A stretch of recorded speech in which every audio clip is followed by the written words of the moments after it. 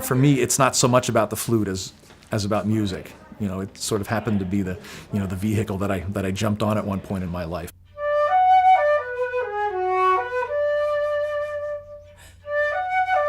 I enjoy the sensation of the expressive possibilities of the instrument, and I also enjoy its role as a leading treble solo voice in the orchestra. You know what? Think about the ethereal nature of those introductory, broken chords. I come from a small town called York, Pennsylvania, which is an agricultural and industrial community with a fine local orchestra and a lot of great musicians around. So it's almost like 1, 1, 2. There's a little bit of a oomph on the second beat, but don't give it too much. We'd go to Baltimore or to Philadelphia. Both towns were nearby, and hear concerts and go to museums and things like that.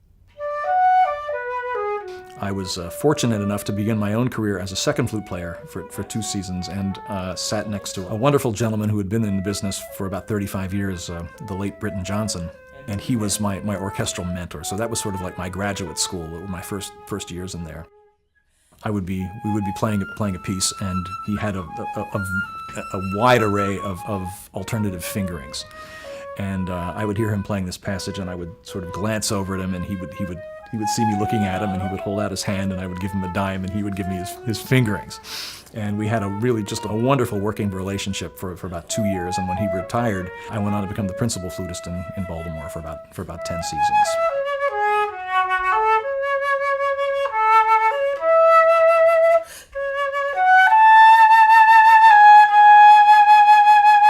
I really try to listen to the student and get to know them and see where they're heading, and I try to get them to listen to their own sort of internal singing voice. I have them vocalize a lot, because I'll say, what's coming out of the flute and what you think is coming out of the flute are oftentimes 2 different things.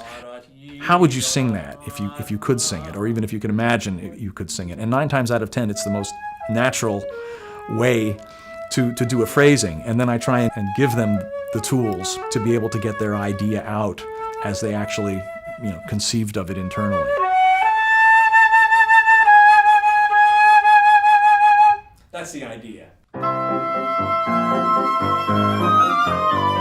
Well, I enjoy the studio situation here because I've found that for whatever reasons, I get a large percentage of graduate students, which can be a little intimidating for freshmen. However, I've found that they've responded in an incredibly positive way, and their level of improvement seems to have been sort of accelerated by being exposed to incredibly advanced players from day one.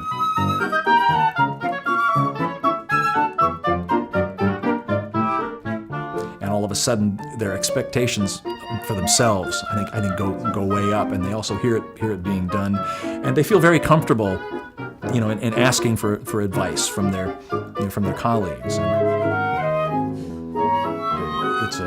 It's a situation that I really try to foster here, is that nurturing environment. So, the music world is tough enough out there, and in here I try to get everybody just sort of to establish a comfort zone so that they can function up to their potential